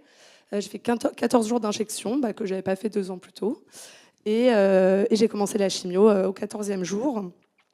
Chimio, radiothérapie, puis rien du tout. Donc là, je vous parle de la chimio. J'ai fait la première séance de chimio. On m'avait dit que ça allait être très dur. Et en sortant, je suis allée au restaurant avec mes amis et je leur ai dit, mais en fait, c'est tranquille, la chimio. Bon, c'était que la première séance, je vous rassure. Après, ça a été la catastrophe. Mais du coup, je m'ennuyais un peu parce que mon mari, même s'il était très présent, avait repris le travail. Ma fille était chez la nourrice. Et moi, j'avais toujours ce côté de vouloir devenir entrepreneur. Donc, j'ai appelé ma mère, qui faisait de la couture. Et je lui ai dit, est-ce que tu peux m'amener acheter une machine ? Et j'ai fait 2 heures de cours. Et après, j'ai fait de la couture tous les jours, sauf les 2 jours post-chimio. J'ai fait le premier tapis d'éveil de ma fille. C'était un peu un objectif que je m'étais donné. Je me suis donné beaucoup d'objectifs pendant le parcours parce qu'à chaque fois, c'était des temps gagnés, on va dire. Et tout le monde me disait que c'était trop bien. Et du coup, je me suis dit, c'est parti, tu te lances dans les coutures pour bébé. Donc pendant la chimio, je vendais des coutures pour bébé. Et je me suis dit, t'es maman, tu fais des coutures pour bébé, c'est bon, ton projet, tu l'as trouvé. Mais en fait, non, c'était toujours pas ça. Quand j'ai commencé la chimio, je pense la première ou la deuxième séance, c'est cette première photo, je me suis rendu compte, alors déjà, je savais que ça allait bouleverser ma vie, et je me suis rendu compte de beaucoup de choses qui me manquaient, ou par la suite, que j'aurais aimé savoir plus tôt. J'appuie sur la préservation de la fertilité parce qu'on m'en a parlé, mais j'ai énormément d'abonnés à qui on n'en a jamais parlé, qui ne peuvent pas avoir d'enfants aujourd'hui et qui n'ont jamais été informés en fait, de ça. Et du coup, qu'est-ce que je vous disais Ah oui, l'application. Et je me suis dit, je n'ai pas trouvé en fait moi de support qui répondait à mes besoins, c'est-à-dire moins de 30 ans, jeune maman, un cancer, lymphome de Hodgkin, j'en avais jamais entendu parler. C'est vrai aujourd'hui, à chaque fois que je dis que j'ai eu un cancer, on me parle du cancer du sein, mais il n'y a pas que ça. Et du coup, après l'annonce de la rémission, j'ai continué à travailler au sein de l'agence, finalement, moi qui voulais la quitter depuis des années, parce que j'avais trop peur de rechuter, de ne pas avoir de CDI, d'avoir moins de, tout ce qui est mutuel, etc. Et au bout de 6 mois, j'ai dit à mon patron, j'en peux plus, il faut me faire une rupture conventionnelle, parce qu'en fait, on revient dans un endroit qui n'a pas changé, alors que nous, on a changé. Je recevais 30 mails par jour avec un objet urgent, et en fait, tout ce qui était urgent pour eux, c'était plus du tout urgent pour moi. Donc, j'ai eu ma rupture co, et j'ai travaillé pendant plus d'1 an sur une application qui s'appelle 4 février, qui a fêté ses 1 an la semaine dernière et qui est la première application dédiée à tous les cancers, et j'appuie sur tous les cancers, qui relie les patients et les proches. Je reviendrai sur les proches, mais dès l'attente du diagnostic, parce que c'est une période très très compliquée. Donc Léa, en quoi consiste justement cette application ? Alors, je vais faire court, parce que sinon... alors, c'est une application qui est gratuite aujourd'hui et ce qui est là aujourd'hui le restera, qui est sécurisée sur des serveurs HDS en Europe. Elle s'adresse aux patients parce que j'ai été patiente et que j'ai pu voir directement ce qui m'avait manqué, mais aux proches aussi parce que à 50-50 vraiment, moi, mon entourage a été très présent, mais très présent pour moi, pas pour mon mari, parce qu'en fait, et je pense que c'est normal, c'est humain, on se concentre sur le patient, on demande des nouvelles du patient, et en fait, on oublie complètement les personnes autour, les parents, les frères, les sœurs, les conjoints, qui vivent la maladie, mais qui sont invisibles. Moi, je les appelle les combattants de l'ombre. Et pourquoi tous les cancers ? C'est que malgré des thématiques, si on a eu un cancer du sein, on ne va pas parler de mastectomie avec quelqu'un qui a eu un cancer du poumon. Moi, je suis vraiment sur le côté plus à côté des traitements, à côté de la famille. C'est qu'est-ce qu'on amène à une première chimio, comment on l'annonce à son conjoint, qu'est-ce qu'on fait. On ne remplace pas du tout les médecins. Et du coup, la perte de cheveux, les annonces, etc., c'est commun. Et en fait, je vais vous présenter l'application, mais il y a une partie qui est une partie forum pour échanger entre patients et proches. Et c'est jamais les patients d'une même typologie de cancer qui se répondent. Et ce que j'ai pas dit, c'est que quand j'ai quitté mon CDI, pour de bon, je me suis dit, mais qu'est-ce que tu as fait ? Il y a peut-être qu'à toi que cette application, elle aurait parlé. Bon, c'était déjà un peu trop tard, mais du coup, je me suis entourée de 50 patients, de 30 proches aidants et de 10 infirmières en oncologie, avec qui j'ai fait beaucoup d'entretiens semi-directifs. Et j'ai eu 100% de lance-toi. Donc, j'étais déjà lancée, donc je me suis lancée. Mais aujourd'hui, on a un groupe WhatsApp où on échange encore toutes les semaines et ils sont vraiment... j'écoute leurs besoins sur cette application. Donc, je ne suis pas vraiment toute seule. Il y a un carnet de suivi pour rentrer aujourd'hui, en tout cas, les rendez-vous médicaux, les effets secondaires, les traitements et le poids. Et depuis le 6 octobre, parce que c'était la journée des aidants, on peut partager ces rendez-vous, si on le souhaite, avec les proches de son choix qui sont sur l'application. Donc à chaque fois que moi je rentre un rendez-vous, on me demande est-ce que je veux le partager et si oui, avec qui. C'est vraiment le patient qui reste maître, sauf si c'est un patient jeune ou âgé qui est malade et qui n'a pas l'application. Il a ce qu'on appelle un proche référent qui va entrer les rendez-vous et les partager à la famille, qui aura un visu sur l'application sur les prochains rendez-vous et un rappel 24 heures avant. Parce que les proches sont paumés avec les rendez-vous. Ensuite, il y a des articles et des témoignages. Les articles sont tous relus par des experts du sujet avant d'être publiés. Et les témoignages, je ne pensais pas en avoir autant, mais je communique beaucoup sur Instagram à côté. Et il y a vraiment une audience qui est en train de se créer. Et dès que je cherche un témoignage sur une thématique, il y a plein de gens qui sont OK pour témoigner. Donc là, il y a eu cancer et sexualité. En ce moment, c'est cancer et parentalité. Et voilà, j'avance là-dessus. Et pour terminer, il y a un annuaire de praticiens en centre de support. Donc, c'est des praticiens qui vont accompagner le patient. Alors, sans remplacer, je l'ai bien écrit en bas, ça ne remplace pas le traitement médical, mais ça va être pour atténuer les effets secondaires. Et là, c'est des praticiens partout en France avec une expertise en oncologie. Donc, soit ils sont bénévoles à l'hôpital ou en association, soit ils ont été patients, soit ils ont suivi des formations dans des instituts de centre de support. Mais en fait, il y a énormément de bons praticiens, et il y en a des moins bons, je vous l'assure, pour en avoir eu. Mais si la personne avec qui on vient s'adresser en tant que patient ne connaît pas le cancer, et en fait, voilà, nous on est patient, on vient pour une séance d'acupuncture, mais on veut quand même échanger sur le cancer, et du coup c'est bien que la personne en face s'y connaissent un petit peu.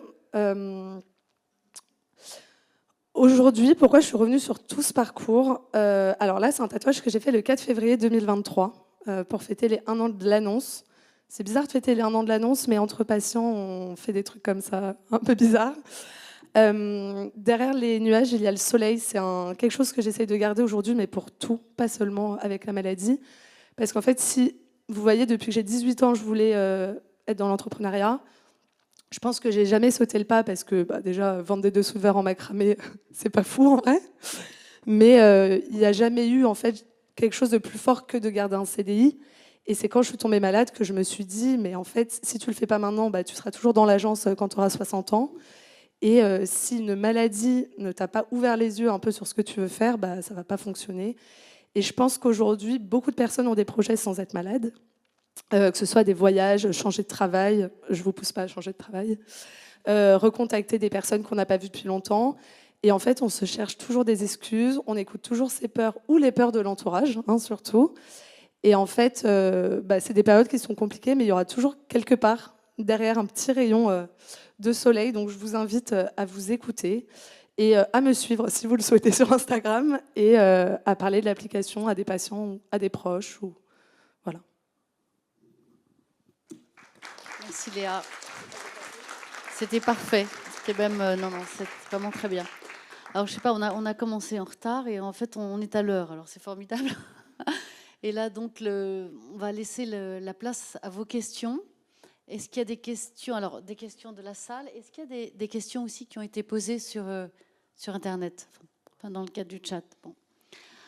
Alors est-ce que vous avez des questions par rapport à tout ce qui a été dit? C'est vrai qu'on est un petit peu sonné, ça fait réfléchir. C'est une question. Oui, non, mais attends. Non, on va s'organiser. Il faut qu'à distance. Merci. Voilà. Et il faut effectivement qu'à distance, tout le monde puisse bien entendre votre question. Bonjour. Donc moi, je suis vieille maman maintenant, mais j'ai quand même une fille et un garçon. Donc quand on nous a parlé, quand ma fille était jeune, on m'a dit de lui faire ce vaccin contre le col, pour le papillomavirus, voilà, avant ses premiers rapports sexuels. Donc c'est ce qu'on a fait. Mais par contre, j'avais totalement occulté le fait que, puisque c'était pour prévenir le cancer de l'utérus, je n'ai pas du tout eu connaissance qu'il fallait aussi vacciner les garçons. Et donc là, mon enfant c'est un jeune adulte, donc je ne lui ai pas posé la question de ses relations sexuelles. J'imagine qu'il en a eu. C'est trop tard? C'est pas trop tard? Ça sert plus à rien? Non, ça sert pas plus à rien. Alors il y a des données variables, mais sur le rattrapage, la vaccination de rattrapage, et c'est pas forcément inutile. Je pense que ça vaut le coup de le faire quand même.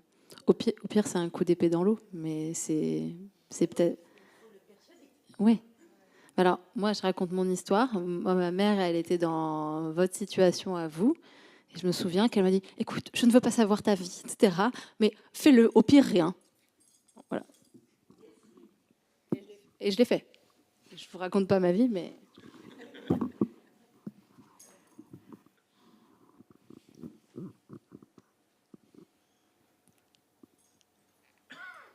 Alors, est-ce que vous avez des questions ou des remarques ou sur ce qui vient d'être dit, à la fois au plan médical ou au plan personnel aussi? Peut-être des personnes de votre entourage qui vivent ça. Vous allez tous repérer à qui vous allez en parler en sortant. Chacun individuellement, c'est une petite goutte d'eau, mais...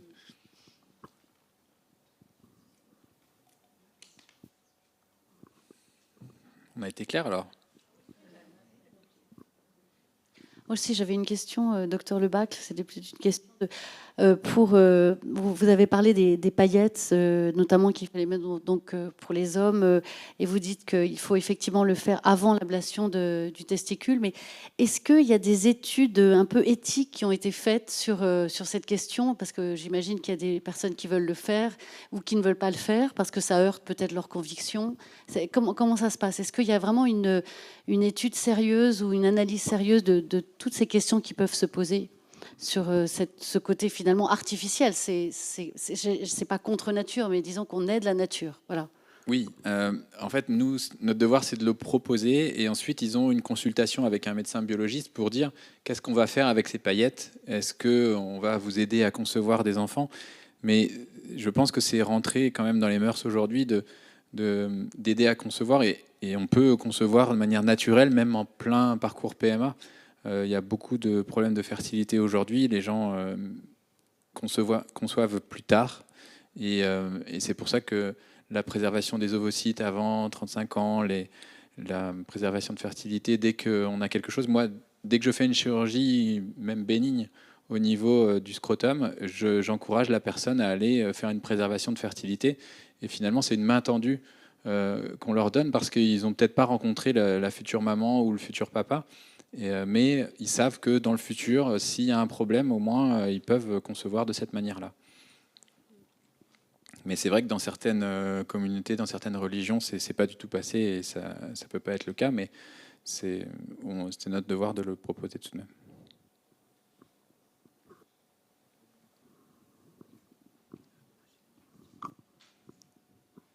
Une autre question? Ouais.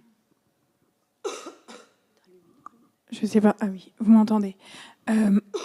Moi, je voulais savoir, en fait, comment vous, oncologues, vous travaillez avec, vous relayez les questions de prévention auprès des médecins généralistes, parce qu'on ne peut pas forcer les patients à faire de la prévention, mais comment les forcer quand même, quoi.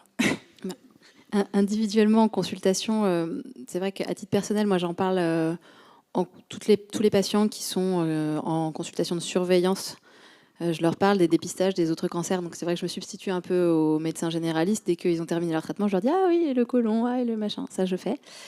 Mais par rapport aux médecins généralistes, il y a des initiatives, je leur envoie pas des courriers à eux, mais il y a des initiatives de structure, alors un peu comme ce qu'on fait aujourd'hui, notamment pour Octobre Rose, pour Movember, pour tout, par organe en fait. Il y a souvent des conférences qui sont organisées par les structures de soins qui invitent leurs correspondants qui leur adressent des patients. Et dans ces cas-là, effectivement, on fait des Octobre Rose. Souvent, les interventions, c'est des interventions soit grand public pour les patients, les proches, mais aussi parfois pour plus s'adresser aux médecins, aux gynécologues de ville. Donc ça passe par ce type d'initiative-là. Mais c'est vrai qu'il faut que la personne soit souvent dans les correspondants. Alors après, c'est eux qui peut-être relayent à leurs collègues, mais c'est quelqu'un qui n'est pas sensibilisé du tout. C'est vrai que ça ne vient pas, je pense, directement de l'oncologue. Je ne sais pas ce que toi t'en penses. Mais... Oui.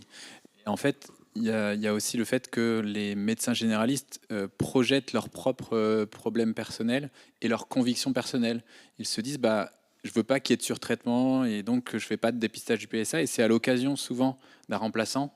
Maintenant, les médecins généralistes ont beaucoup de remplaçants, où là, le médecin remplaçant décide de faire tout le check-up, tous les dépistages, dont le PSA. Et là, on se rend compte que finalement, on est passé à côté d'un cancer qui aurait pu être guéri quelques années à l'avant. Donc, en parler autour de vous, éventuellement changer de médecin, mais c'est pas simple. En tous les cas, on peut parler au médecin en disant pourquoi vous ne m'avez pas fait de dosage du PSA? Et là, le médecin explique, il dit je ne veux pas qu'il y ait de surdiagnostic. Et si le patient accepte de prendre tous ces risques-là, eh bien, ils sont dans le devoir de le faire. En fait, c'est un devoir de la part des médecins de proposer. En fait, c'est comme si nous, en tant qu'oncologue, on ne proposait pas un traitement novateur parce qu'on ne l'a pas dans notre service. Moi, je dis, allez voir à côté, ils l'ont, faites-le à côté, quoi. Et pour le cancer de la prostate, tu recommandes à partir de quel âge, si tu devais faire des recos? Donc, les recommandations nationales, c'est 50 ans, de 50 ans à 75 ans, où il y a un dosage du PSA à réaliser. Et ensuite, le PSA, on ne le fait pas nécessairement tous les ans, même si c'est plus simple de le prescrire tous les ans. Et avant, à partir de 45 ans, s'il y a déjà eu un cancer de la prostate ou plusieurs cancers du sein, parce qu'il y a des causes génétiques aussi, mais il y a des familles pour lesquelles on sait qu'il y a des mutations BRCA qui sont bien connues pour le sein, mais qui sont aussi des facteurs de risque de cancer de la prostate. Donc c'est des mutations génétiques. Donc dans ces familles-là, on commence à 45 ans, voire 40 ans, parce qu'il y a des cancers plus agressifs même. Et d'autres cancers également.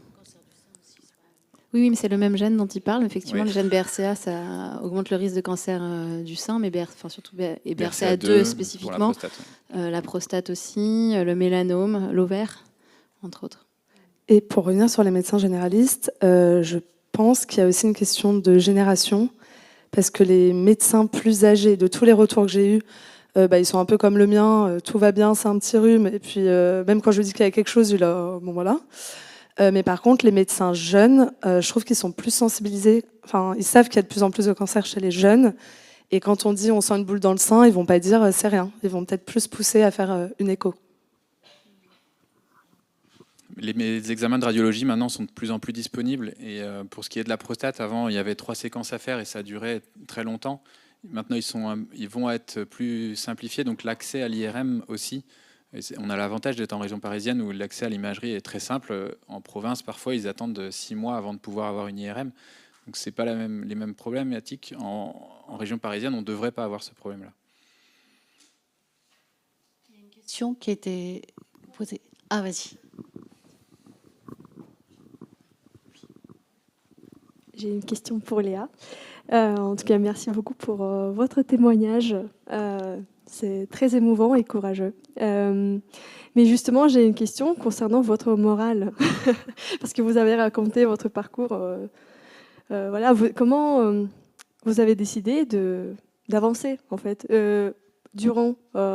après votre diagnostic, quand même, vous avez entrepris plusieurs projets et vous n'avez pas, peu importe les projets, mais c'est aussi une décision à prendre. Comment vous avez décidé de continuer Je pense que d'avoir un enfant au moment du diagnostic, c'est, on pense, la plus grosse faiblesse, parce que moi, je me suis dit, elle a 3 mois, directement, j'ai pensé... on pense à la mort directement, surtout quand on nous dit stade 4. Mais en fait, c'est une force pendant le parcours. Et moi, j'avais pas envie que la maladie soit à la maison. On n'a jamais dit le mot cancer.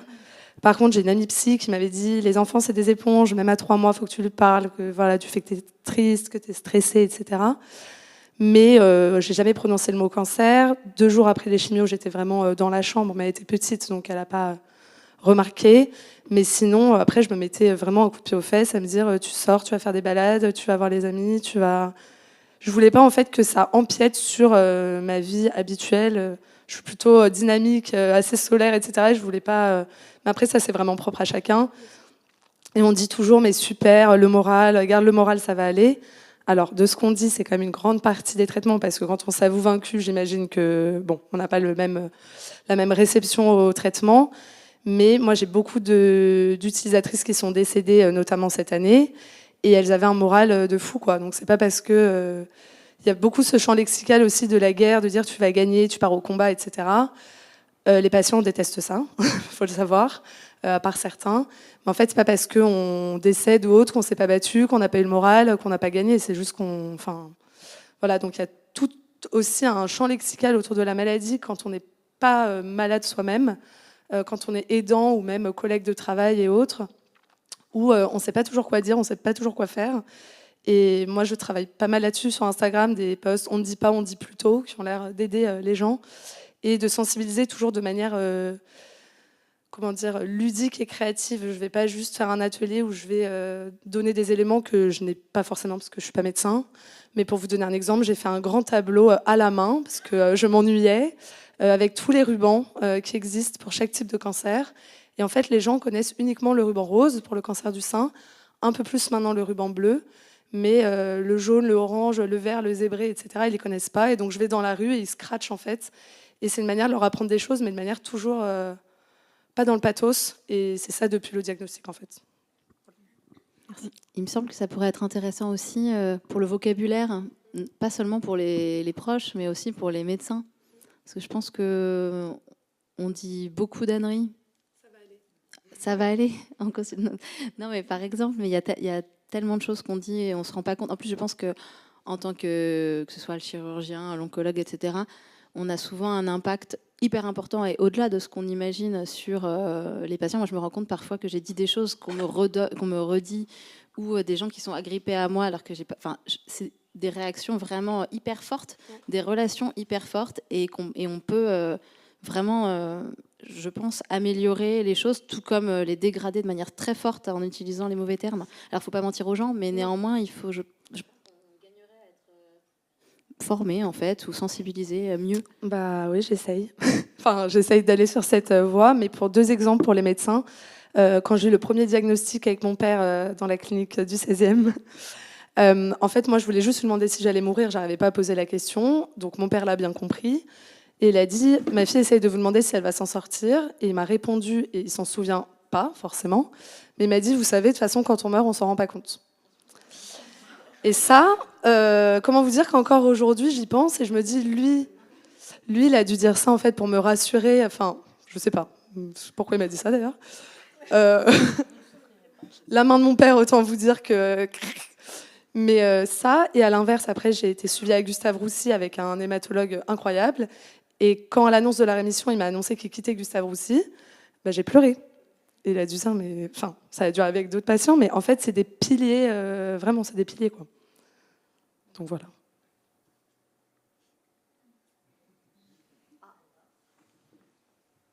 Une autre question.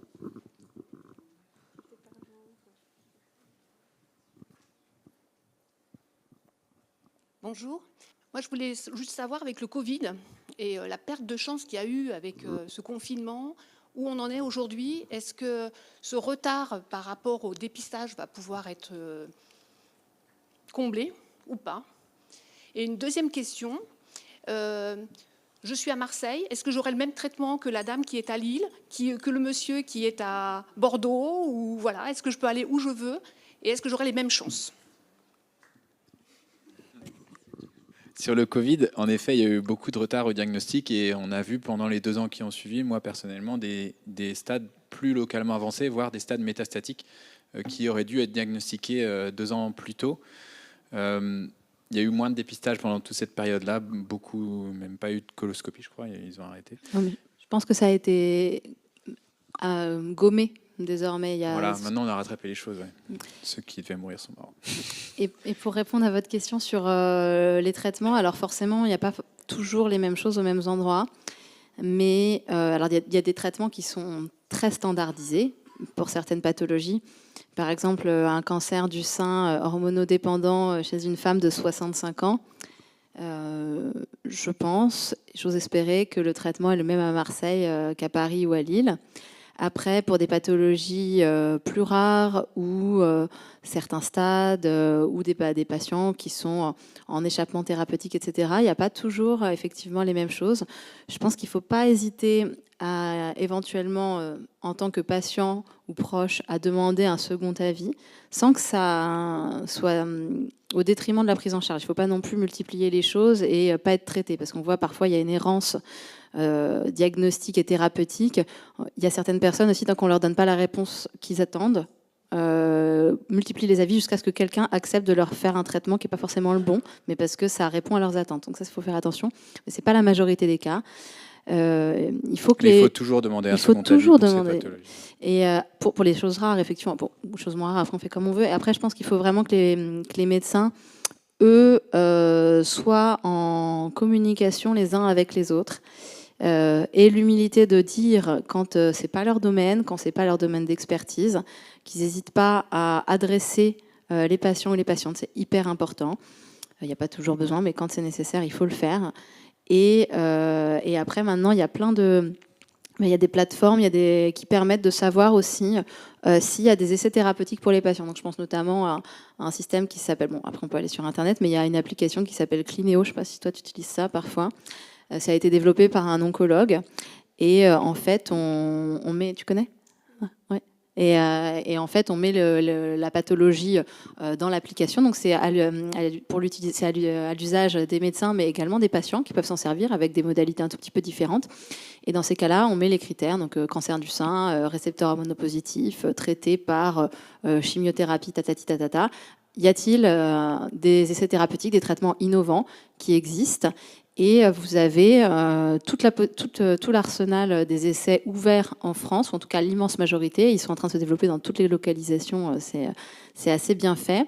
Et avec également les centres qui disposent des essais thérapeutiques. Donc, ce n'est pas 100%, mais franchement, c'est vraiment assez bien fait et assez simple d'utilisation.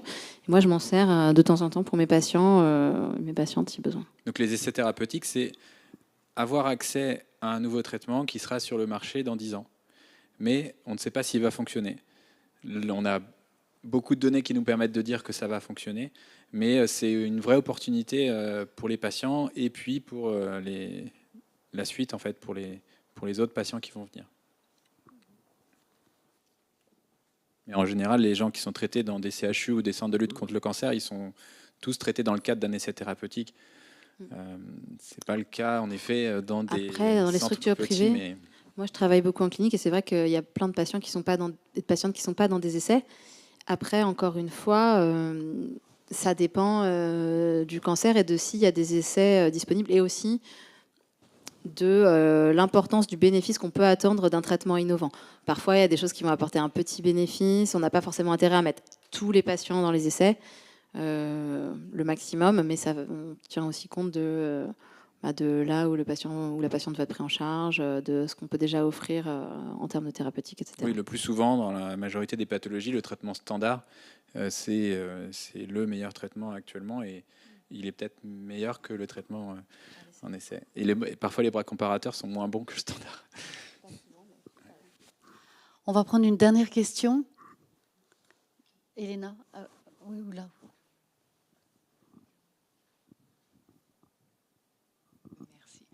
C'est plus une réflexion, enfin une question à moi-même, mais en tant que maman, je n'avais jamais entendu parler du fait qu'il fallait, pour qu'un garçon palpe ses testicules. On en entend beaucoup parler pour le sein, le fait de l'autopalpation. Il y a les gynécos qui le disent aussi. Mais par quel biais les jeunes garçons peuvent être informés de cette... parce que c'est quelque chose qui est pas connu Avant, du tout du grand service, public. je ne sais pas si je l'ai dit là, mais avant, service c'était au militaire. service militaire. Voilà. Mais là, maintenant, enfin, je veux dire, le service militaire, ça Donc fait tellement loin pour cette par génération. l'entourage, les réseaux, les communications. Il faudrait peut-être des campagnes d'information C'est comme ça. pour Octobre Rose, des Exactement. affiches dans le métro, des trucs. Et là, pour ça, il n'y aura jamais de dépistage parce que c'est que 2800 cas par an. Donc c'est très peu de cas et on ne va pas mettre de l'argent dans des campagnes. Dans des campagnes. Voilà. Mais les cas augmentent parce que les perturbateurs endocriniens, toutes ces choses-là, les cas augmentent. Et il y a des interventions dans les lycées de plus en plus. Enfin, de ce que je vois avec des patients partenaires, donc des anciens patients qui vont informer, sensibiliser dans les lycées ou les écoles de médecine aussi, plus pour ce qu'il faut dire et pas dire. Mais dans les lycées, de plus en plus, ça reste encore minime, mais il y en a qui le font. Merci. Merci beaucoup à tous les trois d'être intervenus, nous avoir apporté plein d'éléments, d'avoir aussi mis votre spontanéité, votre chaleur humaine, voilà. Et je crois qu'on peut vraiment les applaudir.